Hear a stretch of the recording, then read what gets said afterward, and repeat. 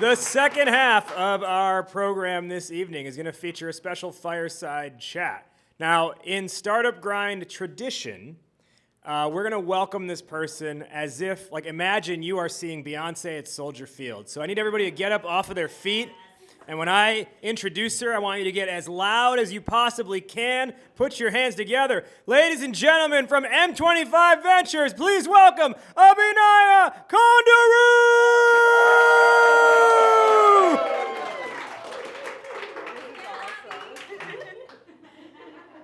So what song are you going to play? Oh, that's a hard one. All right, so this chat's going to focus a lot on the theme of the night, fintech and AI. We'll get into some like kind of adjacent topics around that as well. But just to kick things off, Abhinaya, this is an icebreaker question that I often ask if I'm doing like workshops or just like have like small groups together. So we're going to do it with you in front of a room of people. What would you say, like if you were to think about your childhood, describe the smell. Like what aromas come to mind when you think about your childhood? So part of my childhood, I grew up on a farm. So lots of buffaloes, and my grandparents actually used to farm peanuts. I don't know if you guys ever had like fresh peanuts that just taken out of the ground. Some of the best that's out there. So like when I think about childhood, I'm thinking peanuts and buffaloes. I would never. This is why this question is cool, right? I've known you for like 3 years. Never knew you grew up on a farm. Yeah. That's amazing. Buffaloes and peanuts. It was in India. Wow. Yeah. Everyone who's an investor has a different story, and most of the time it's like, I never expected to be here. Yeah, absolutely. So I've been at M25 for about 7 years now. Probably the longest thing that I've done in my life so far. So getting into it, like Raj mentioned, it was unexpected. I was actually making YouTube videos in college. I was following various entrepreneurs, trying to learn a little bit more about what they actually did, because I didn't know. Like you hear all about startups, and this was back in 2017, 2016. So I was like, what does it actually do? And partially I wanted to be an influencer. That's bygone days. So I picked up a camera and be like, hey, can I just follow you for the entire day? Instead of asking that person for a cup of coffee, I actually wanted to see what they did during the day. And in return, I would make them a video. So that's kind of when I learned about venture capital and the need of VC here in Chicago, but more broadly Midwest. And when I was making those videos, someone pointed me at M25 and starting to learn a little bit more about venture capital in general, and went through the interview process and kind of joined the team right after undergrad. So it's a little bit of a unique entrance into venture, because very young and didn't know much, but learned a lot of it on the job, and also because of the Chicago tech community. In trying to figure out what entrepreneurs actually do, how many really vague responses did you get in those videos? A lot. I think the key that I figured out then, I think which still stands today, is once you find a market or like a product fit, it's all about execution. Like a lot of people have ideas, a lot of people try to do them, but once you try to figure out what it is exactly that you're building, and if the customer really wants it, then it's the time to execute and start to scale that company. So that's kind of why my mind went through venture, because of what it enables you to do, from getting from one milestone to the next milestone and expediting that process. How often did people say they were being disruptive? All the time. But it's great. Like I want to see it. Like Sure. That's what venture is for. We want to see a lot of disruption. We want to see big markets and change everyone's lives at the end of the day. So this event tonight, as I mentioned at the beginning, is part of Future of Fintech Week. That phrase, the future of fintech, what does that actually mean to you from a practical standpoint? Honestly, nothing. It all boils down to innovation because of new tools that are coming out. So when we look back a few years ago, cloud and having immediate access to what was driving the innovation. Now with the access to AI tools is what's bringing our next generation of innovation. So that's kind of where the future comes from because of what's available.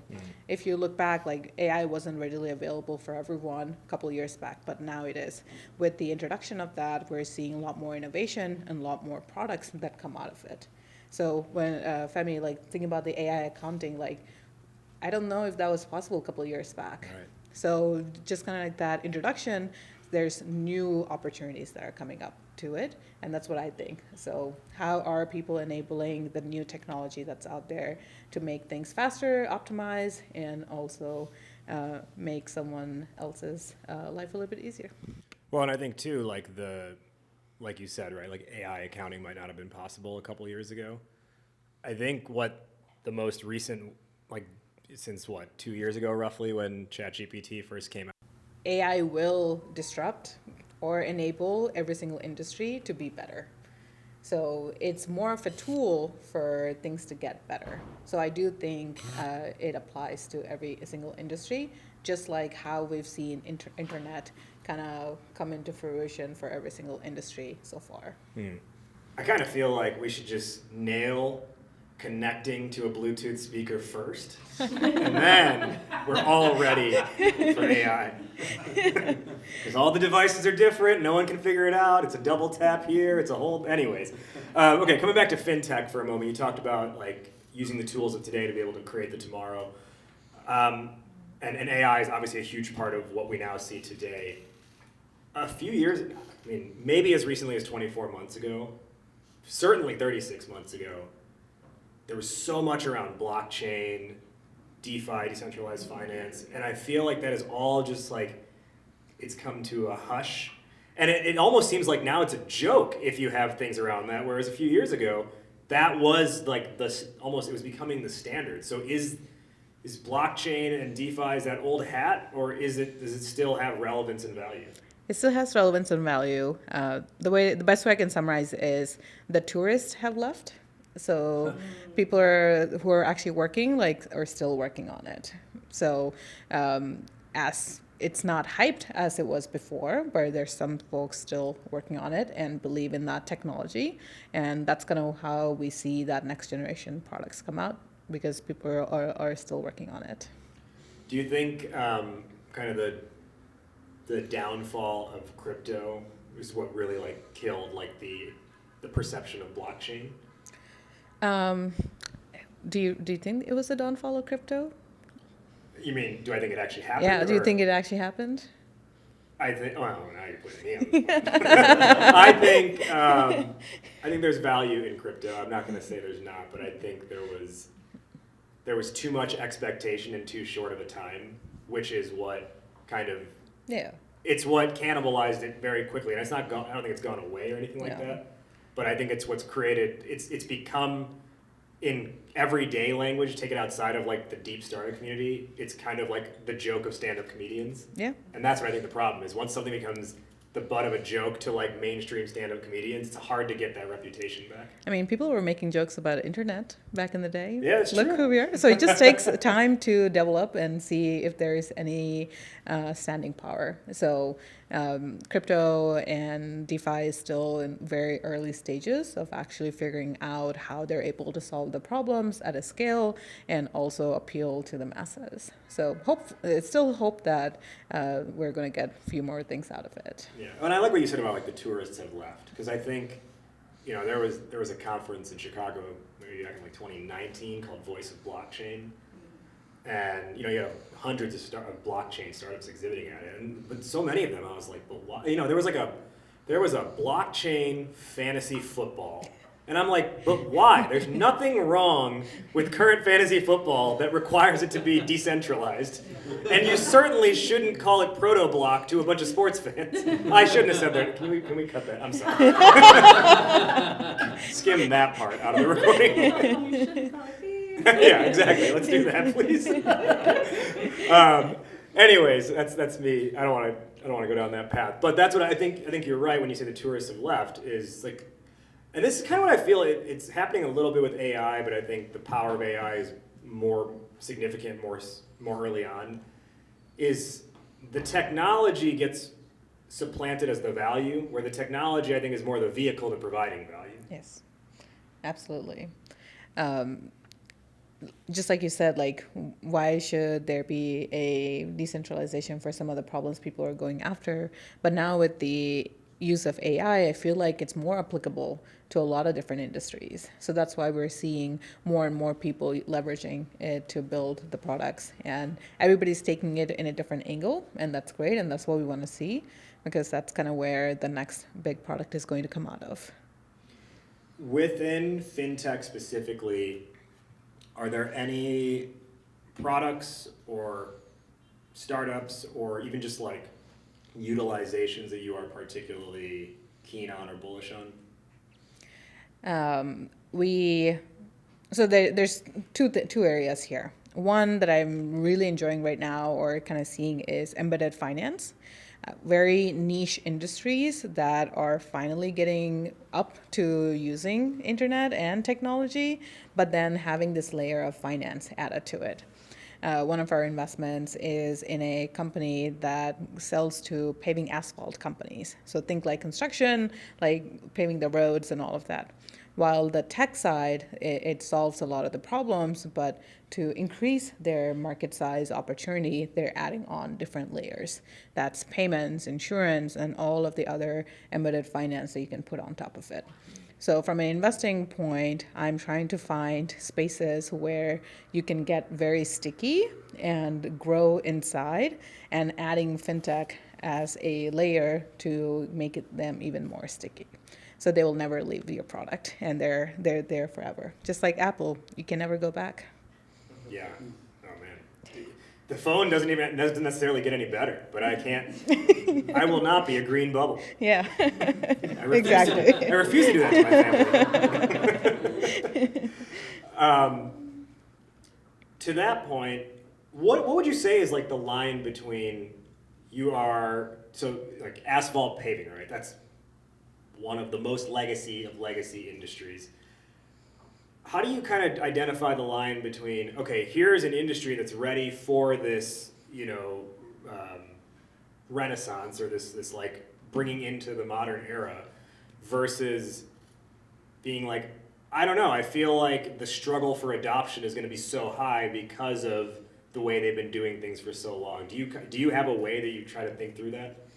Absolutely. I think that's kind of what comes when you talk to the customers. So when we do due diligence, we're trying to talk to active customers and see, hey, would you use a product like this? So kind of going after it, just picking up phone and trying to see if they would be interested in using it.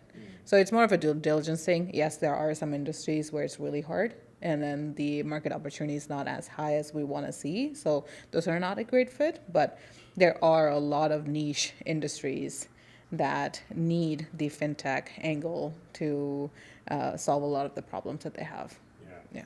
It's kind of like when Femi was pitching earlier, he was saying how, like real estate agents, realtors are more ready for this than, say, a barber shop, a hair salon. But also, I think the issue there is on the low, you have people who are taking cash payments under the table and don't, like, the behavior is not tracking my taxes is hard. The behavior is I don't want to have to track my taxes, period. So I think that's kind of like, to your point, like one of those key differentiators, and then like in being able to identify who is the real target market here. Yeah, so that's one side, right? But then the other side is on the banking side, thinking about how the money moves from one person to institution or another person, like all of the things that happen behind the scenes. So that's also where a lot of innovation is happening. How does our money actually move, and what are all of the different things that kind of go behind? So when you talk about like the marketplace for alternative investments, to figuring out how do we educate the next generation of folks to invest. So those are all the other bucket when it comes to fintech companies that we're also excited to see how AI enables them to make it better. All right, so as we think about using that transition now towards AI, talk me through because like we said, it's basically everywhere. Like you cannot go to a startup event or be at all tangentially related to a startup. You can't go more than like 24 hours without hearing the term AI. And everyone's got something in AI and everyone's doing something cool in it. How are you kind of parsing through the smoke and mirrors versus the real substance? Yeah. So earlier we talked about how AI is like this new thing. Well, that's actually wrong. Like everybody has been using AI for a long time, but things have gotten so better. Now there's like this huge trend around it. So things that make it faster when you look at the large LLM models, that didn't exist because we never had that big databases or data sets to enable you to do that. But now we do. So with this kind of the new thing that's on the block, you're able to leverage that to make things better. I hope I answered that question. Or can you repeat it again? Yeah, I mean, to an extent, I think. But thank you for asking if you did answer the question. How are you thinking through, like, because I think in some way everyone can be like, oh, we have AI. And even not just like companies you're evaluating, but just when you see products that are out there, even the ones that maybe you're using in everyday life, how are you kind of thinking through, this is legitimate, this has staying power versus, Yeah. We actually don't look at that. We look at more distribution because there are different ways that people can use AI to build product. But if you don't have the distribution when it comes to your go-to-market strategy or how are you actually selling, then that doesn't matter.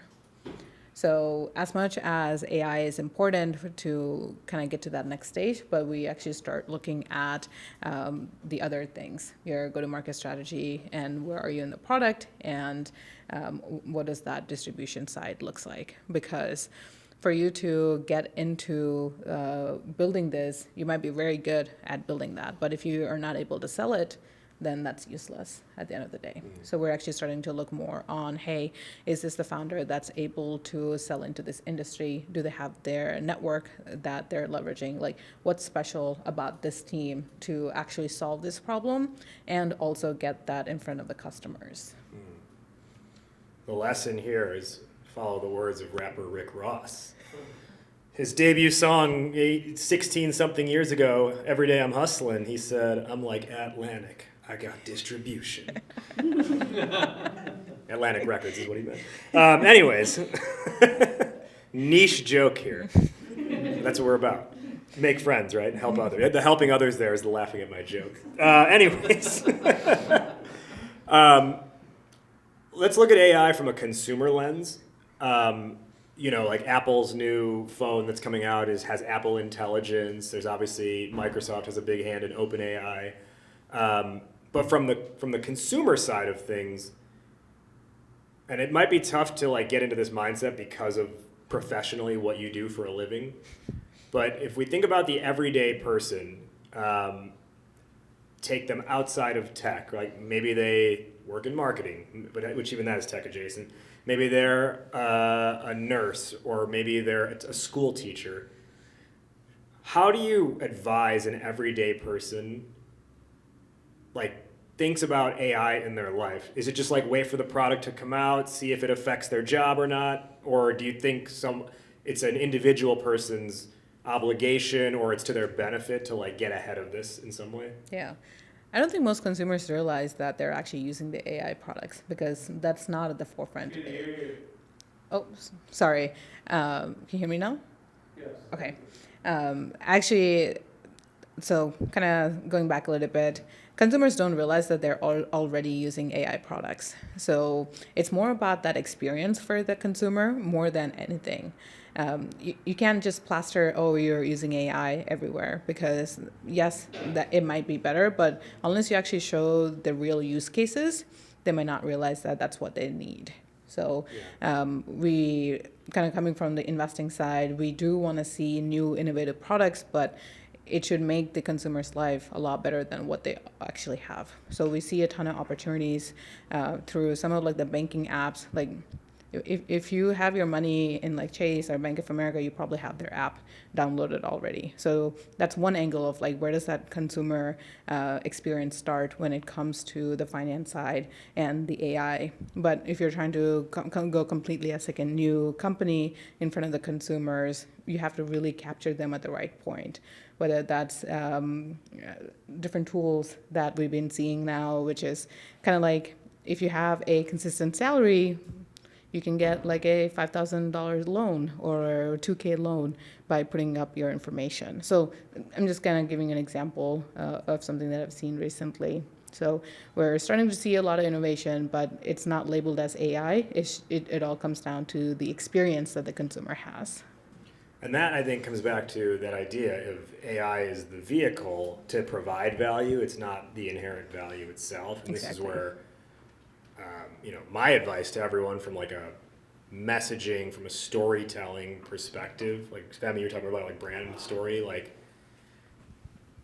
I really don't think the average consumer is like waiting for someone to be like, here's our AI, buy it, versus, specifically in your case, it's like, file your taxes through a text message, right? Like that's the value to the consumer, to that customer. AI just happens to be how it's done. And I'm actually curious to get, Abhinaya, your perspective on this. I'm kind of at the point with a lot of like the pitch decks that my team and I work on. It's like, it's almost like being like putting in an exercise like, and yes, it does have AI, like as like an extra thing in there, as opposed to like AI powered load logistics thing. Yeah, absolutely. We want to see the usage of AI, but it doesn't have to be the only thing that you're talking about. It has to be about that market that you're going after, the actual problem, and then how you're using AI to get to that solution. So that said, it is hot in investing right now. It's kind of funny, like every conference you go to, a friend of mine posted this recently, and she was like, it was like a fake agenda of like all the talks at a conference, and it was like AI for your go-to-market, AI for your finance team, AI in product development, lunch, AI as a customer experience tool. So like it's literally in everyone's agenda. It is, if you look at the allocation of venture capital over the last 18 months, that is what's dominating the conversation and kind of skewing the overall data. At kind of ear to the ground, what is it? Ear to the ground, is that the phrase? Yeah. Okay. At like an ear to the ground level, like amongst your peers in venture, what does the actual conversation sound like regarding this specific topic? Yeah, I'll answer that, but quick show of hands. How many of you have used ChatGPT or OpenAI like this week? Wow, this is awesome. It's usually the other way What were you around. expecting? Not that many hands. Sorry? Wrong question. How many would invest in it? Sorry, invest in what? Pardon? Invest in what? In new AI projects, et cetera. There's going to be negative return in anyone that invests in AI projects currently. Yeah. At current valuations. Yeah. Guaranteed. Absolutely. So that's kind of what I want to get to. So there's two sides to AI use cases, and then the actual semiconductor level and the chip level of AI. So those are the two different areas people are investing. And we're actually seeing a lot of dollars go into the semiconductor side now than before, because people are starting to realize that that's kind of where the innovation needs to start for us to start building even bigger models. We are going to reach limitations on how big the models can be and how fast the actual experience is going to be. So that's an area where a lot of money is also going into. But the ones that we hear the most are the actual use cases, because that's kind of what we're trying to put to use. I think even on the investing side, when we look at AI investments, going back to what we've been talking about, we want to see actual use cases. It's not just labeling or just putting a label of AI on something that you just came up overnight. We actually want to see, hey, are there customers? Is there a market for this product?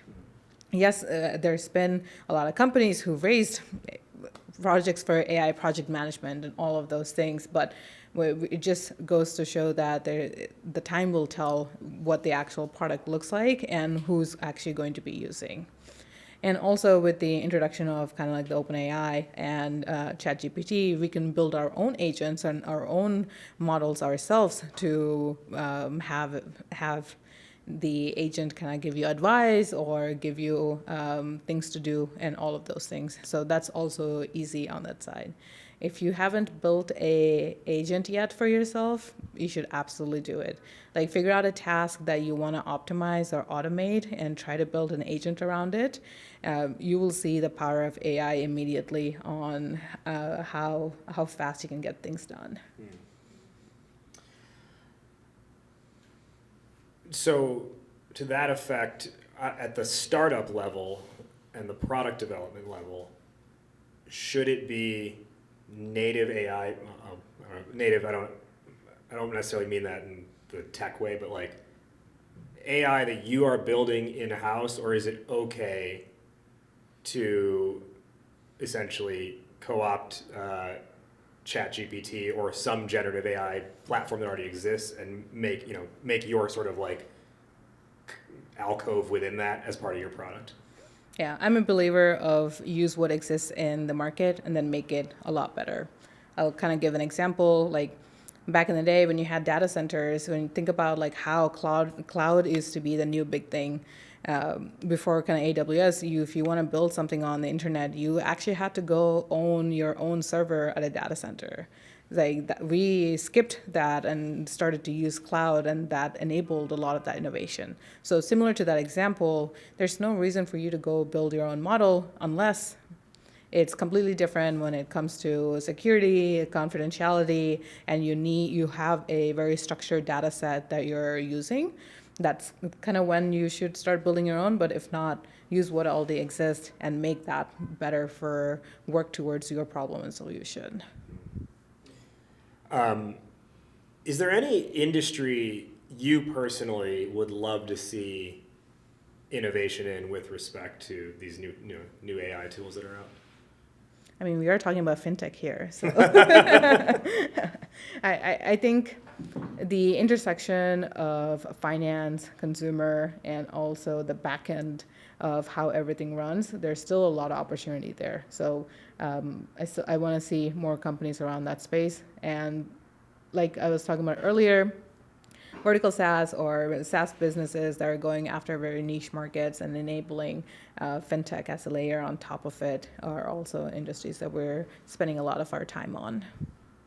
Awesome. Let's talk for a moment about M25, the firm that you represent. As you are analyzing deals, well, I'm going to ask a little bit of a different question.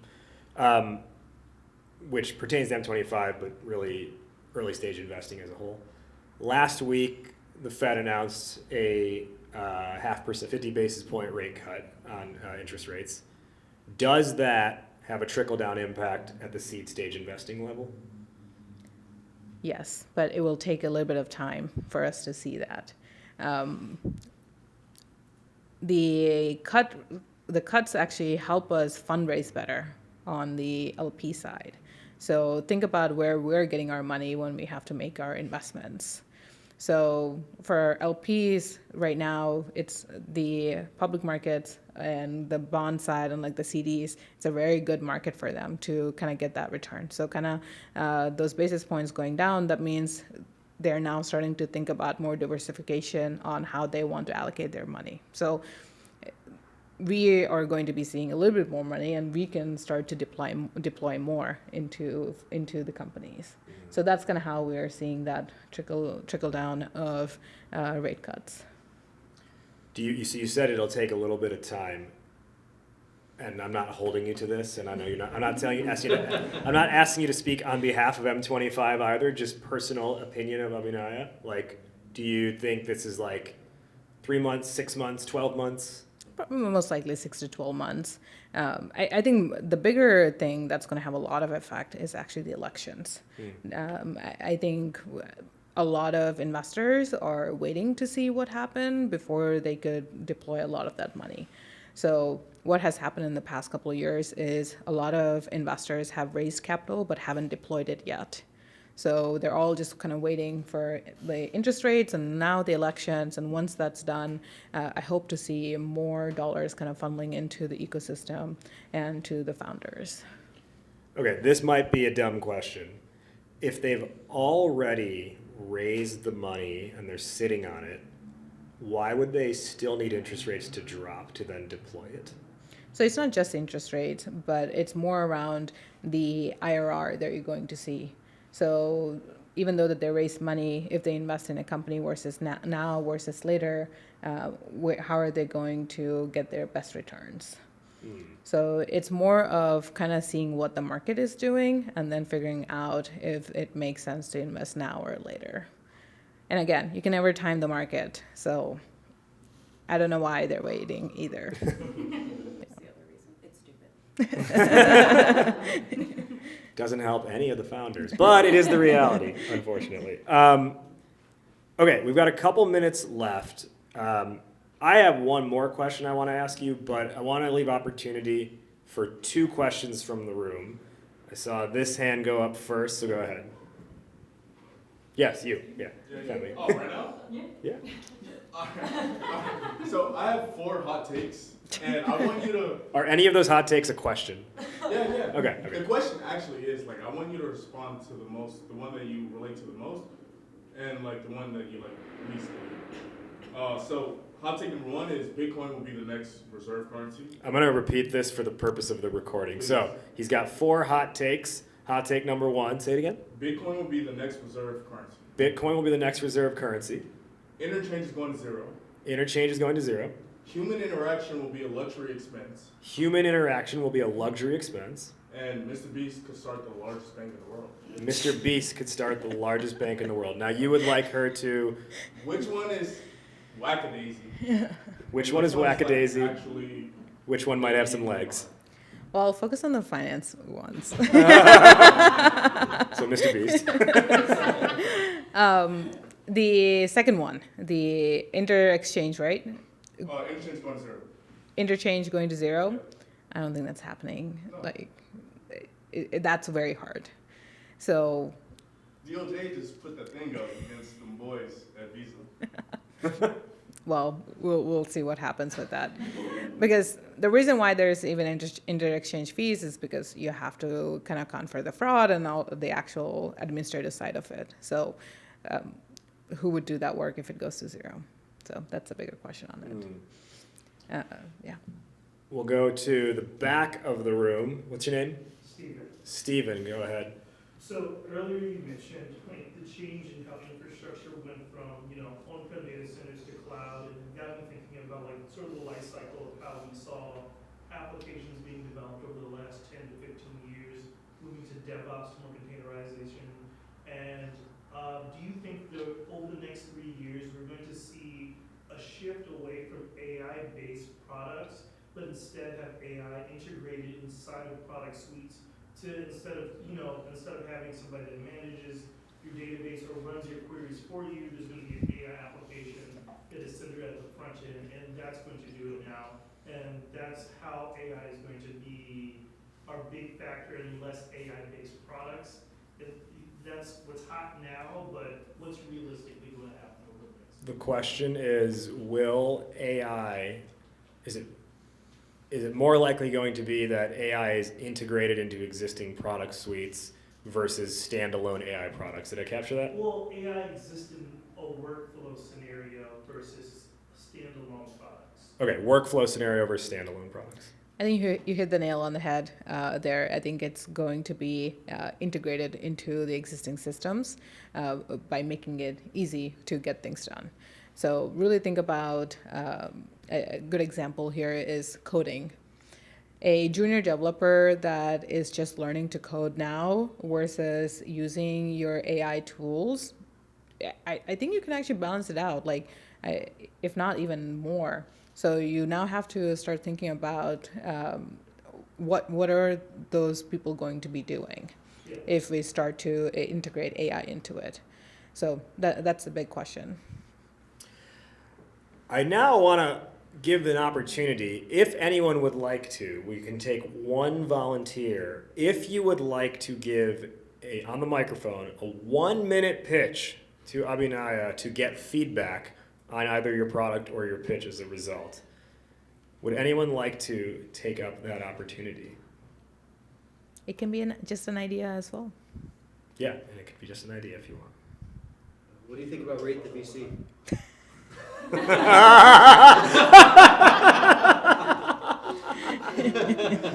Did I see an actual hand go up somewhere?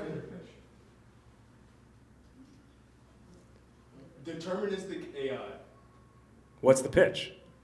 Deterministic AI.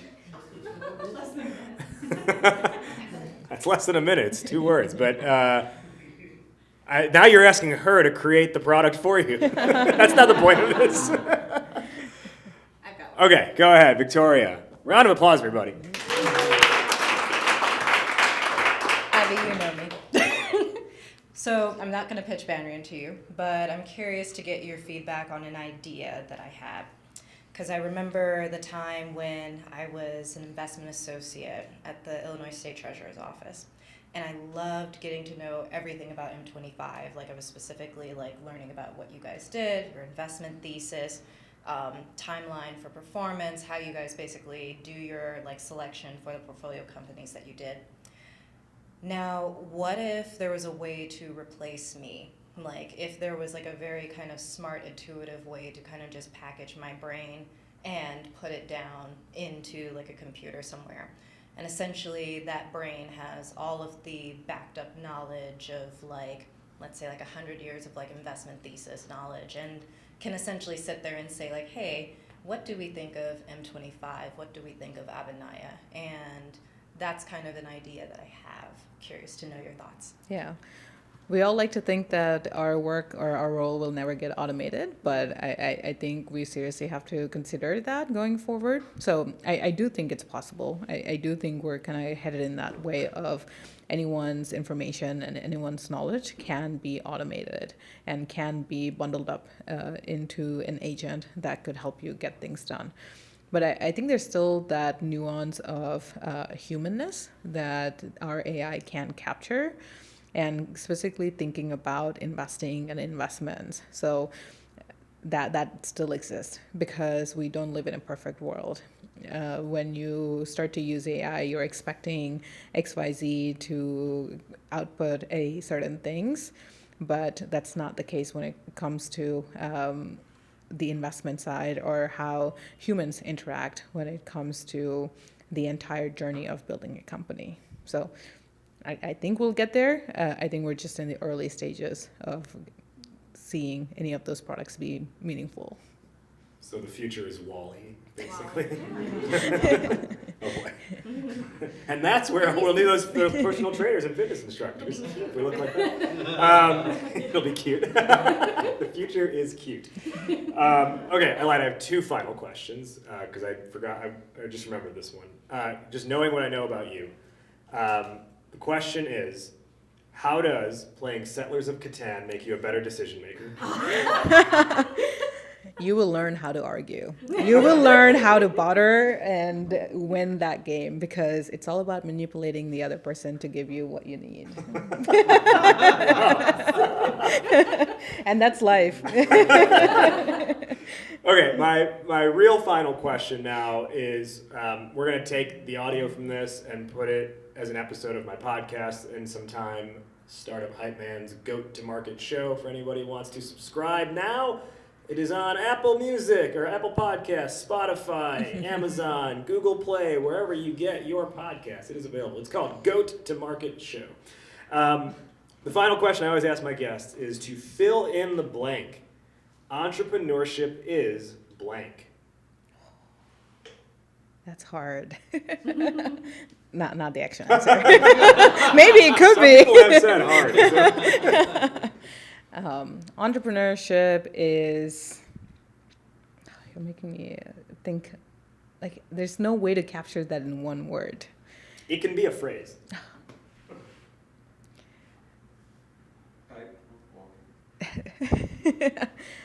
Honestly, I'm kind of coming back to hard. Like, entrepreneurship is very hard. You're rich or die trying. I don't think you'll get anyone to disagree with you. That answer, entrepreneurship is hard. Well, just like we welcomed her to our Startup Grind stage, we're going to celebrate and send her off in the same way. So everybody get up on your feet and give a huge thank you and a round of applause to Abhinaya for being our guest today.